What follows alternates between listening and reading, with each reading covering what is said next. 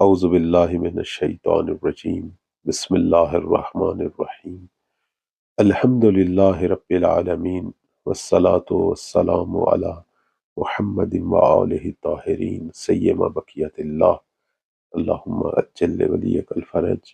موضوع سخن زیارت مبارکہ آل یاسین، اور ہم اس سلام پر پہنچے: السلام علیک یا میثاق اللہ الذی اخذہ ووکدہ۔ سلام ہو آپ پر اے اللہ کے میثاق، اے اللہ کے عہد و پیمان جسے خدا نے خود لیا اور اسے مضبوطی سے لیا ہے۔ یہاں امام زمان اجل اللہ فرج الشریف کا ایک لقب میثاق اللہ بیان ہوا ہے۔ امام زمان اللہ کا وہ عہد و پیمان ہے کہ جو پوری نوع بشر سے، حتیٰ انبیاء اور دیگر ائمہ سے اللہ نے لیا کہ وہ سب امام کی اطاعت کریں گے اور ان کی نصرت کریں گے۔ قرآن مجید کے اندر پروردگار جو ہے وہ کئی طرح کے میثاق کا ذکر کر رہا ہے۔ میثاق کہتے کسے ہیں؟ یعنی کسی بات کو محکم کرنے کے لیے، مضبوط کرنے کے لیے جو ہم عہد و پیمان لیتے ہیں، جو وعدے لیتے ہیں، اسے میثاق کہتے ہیں۔ اب آپ قرآن مجید میں دیکھیں، سورہ اعراف میں اللہ تعالیٰ فرما رہا ہے کہ ہم نے اولاد آدم کی پشت میں جو مخلوقات تھی، یہی جو ذرات تھے مخلوقات اللہ تعالیٰ کی کہ جنہوں نے آگے پیدا ہونا تھا، ان سب سے اللہ نے ایک میثاق لیا کہ الست بربکم قالوا بلا شہدنا، کہ آیا میں تمہارا پروردگار نہیں ہوں؟ سب نے کہا کیوں نہیں، ہم اس کی گواہی دیتے ہیں۔ اسی طرح اللہ نے نبیوں سے بھی میثاق لیا، حتیٰ خود ہمارے پیغمبر سے، جیسے سورہ احزاب کی آیت نمبر 7 میں ذکر ہے۔ روایات یہ بتاتی ہیں کہ اللہ نے جو نوع بشر سے میثاق لیا تھا اپنی ربوبیت کا، یہ میثاق جو ہے پھر خدا نے ایک فرشتے کے سپرد کیا۔ وہ کون سا فرشتہ ہے؟ کہ جب اللہ نے عالم ملائکہ میں سے سب فرشتوں کو اکٹھا کر کے میثاق لیا، تو جس فرشتے نے سب سے پہلے سبقت کی، لبیک کہا، تو خدا نے یہ نوع بشر کا میثاق بھی اس کے سپرد کر دیا اور پھر اسے خوبصورت جسم میں تبدیل کر دیا اور خانہ کعبہ میں جو ہے اسے ٹھہرا دیا۔ خانہ کعبہ اس کا مسکن بن گیا۔ بعد میں لوگوں کے لمس کرنے سے وہ سیاہ ہو گیا، یعنی یہی حجر اسود۔ حجر اسود جو ہے یہ اللہ کا ایک مکرم ترین فرشتہ ہے کہ جس کے پاس تمام مخلوقات کا میثاق ہے۔ اس لیے جب ہم حجر اسود کی طرف جاتے ہیں، اسے لمس کرتے ہیں، چومتے ہیں، تو گویا ہم یہ کہتے ہیں اور کہنا چاہیے کہ میں نے اپنی امانت کو ادا کیا، میں اپنے عہد کا پابند ہوں، اور تو بھی میرے لیے گواہ دے کہ میں وفادار ہوں، میں اپنے رب کو ماننے والا ہوں۔ اور جب اللہ نے نبیوں سے میثاق لیا تھا، تو سب سے پہلا نبی جس نے سبقت کی اور خدا کو جواب دیا اور اس میثاق پر عہد باندھا، وہ ہمارے پیغمبر تھے۔ امام صادق علیہ السلام فرماتے ہیں کہ قریش کے بعض لوگ آئے ہمارے پیغمبر کی خدمت میں کہ آپ تو سب سے آخر میں آئے ہیں، پھر آپ کا اتنا مقام کہ آپ سب سے افضل ہیں۔ فرمایا جب اللہ پیغمبروں سے میثاق لے رہا تھا تو سب سے پہلے میں نے ہی خدا کی ربوبیت کا جواب دیا تھا، اس لیے اللہ نے مجھے سب پر افضلیت بخشی۔ قرآن مجید کے اندر بعض آیات میں بڑے خاص مطالب ہیں، میں اسے ایک حدیث کی شکل میں پیش کرتا ہوں کہ یہ جو سورہ آل عمران کی 81 نمبر آیت ہے، اس میں اللہ تعالیٰ جو ہے وہ تمام پیغمبروں کو فرما رہا ہے، وہ جو تمہارے بعد نبی آئیں گے جو تمہاری تصدیق کریں گے، آپ نے جو ہے ان کی اطاعت بھی کرنی ہے اور ان کی نصرت بھی کرنی ہے۔ اسی طرح ہم دیکھتے ہیں سورہ زخرف میں آیت نمبر 45 میں پروردگار ہمارے نبی کو فرما رہا ہے کہ تو ان نبیوں سے پوچھ، آیا خدا مہربان نے کوئی اور بھی خدا ہمارے لیے قرار دیے ہیں کہ جن کی ہم پرستش کریں؟ اس حوالے سے جناب نافع جو ہے وہ امام باقر علیہ السلام سے سوال کرتے ہیں کہ پیغمبر اسلام صلی اللہ علیہ وآلہ وسلم اور حضرت عیسیٰ میں کتنے سال مدت تھی؟ فرمایا 500 سال۔ تو کہنے لگے کہ کس طرح ہو سکتا ہے کہ ہمارے پیغمبر باقی نبیوں سے پوچھیں، حالانکہ ان سے جو پچھلے نبی تھے وہ 500 سال پہلے آئے اور چلے گئے، یعنی پروردگار کے پاس چلے گئے، فاصلہ ہے آخر اتنا، تو کیسے ہمارے نبی جو ہے وہ پوچھیں؟ تو فرمایا یہ سورہ اسراء کی آیت نمبر 1 کو دیکھو کہ جس میں اللہ تعالیٰ جو ہے وہ فرما رہا ہے کہ وہ منزہ ہے وہ ذات جو اپنے عبد کو رات کی تاریکیوں میں مسجد الحرام سے مسجد اقصی لے گئی۔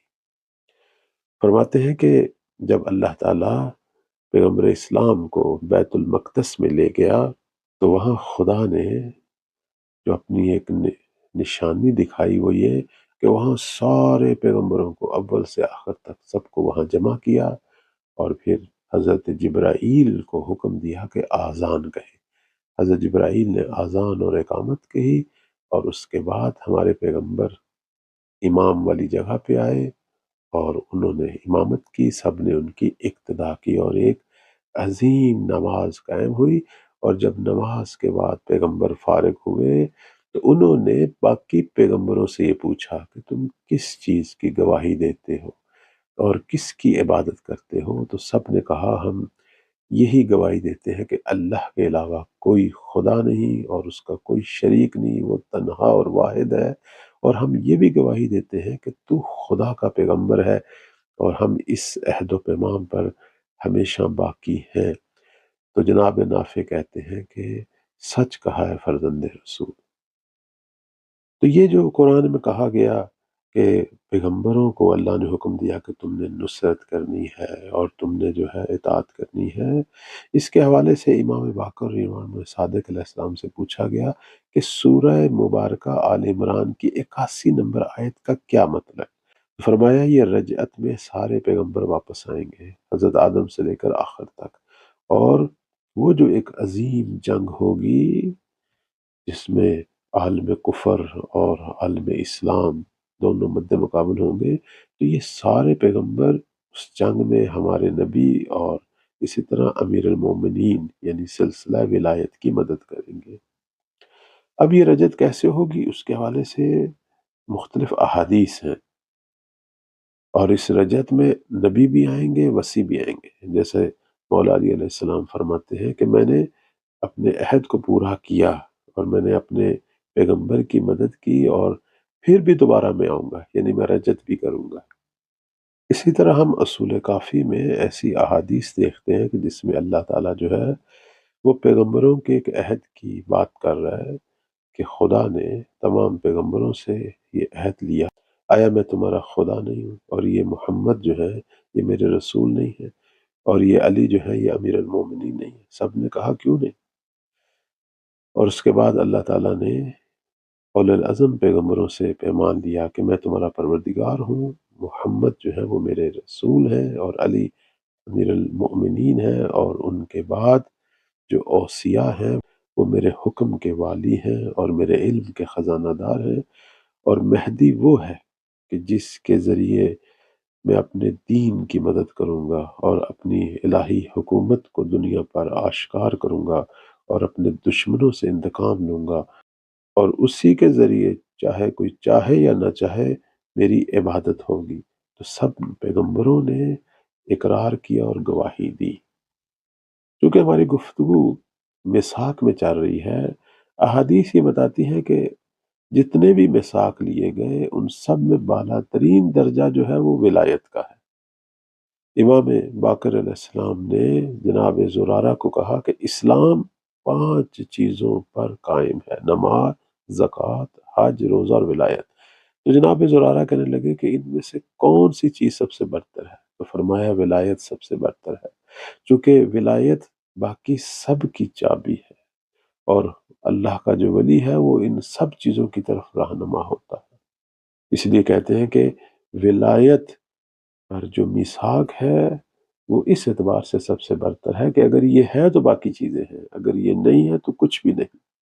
اسی لیے تو ہماری احادیث میں آیا کہ اگر کوئی شخص ساری رات عبادت کرے، سارے سال سب دن روزے رکھے اور اپنے سارے اموال کو صدقہ دے اور اپنی ساری عمر حج کرتا رہے، لیکن اگر اپنے زمانے کے ولی کی ولایت کو نہیں جانتا، یعنی معرفت نہیں رکھتا زمانے کے امام کی، اور اسے یہ پتہ نہیں ہے کہ میں کس کی پیروی کروں اور اپنے اعمال میں کس کو اپنا رہنما قرار دوں، تو اسے کوئی ثواب حاصل نہیں ہوگا اور نہ وہ اہل ایمان میں ہوگا۔ تو بس آج وقت کے ولی جو اس الہی میثاق کی تجلی ہے کہ جن کی معرفت اور جن کی اطاعت ہمارے دین کا معیار ہے اور جن کی وجہ سے ہمارے اعمال قبول ہوتے ہیں، اور جو حقیقی معنوں میں دنیا، دین اور آخرت کے حوالے سے ہمارے امام، ہمارے رہنما ہیں، وہ مہدی زماں ہیں۔ اس چیز کو مد نظر رکھتے ہوئے مولا پر جو ہے وہ اپنے سلام بھیجے، اور اللہ ہمارا یہ سلام اپنی بارگاہ میں قبول و منظور فرمائے۔ وصلی اللہ علی محمد وآلہ طاہرین۔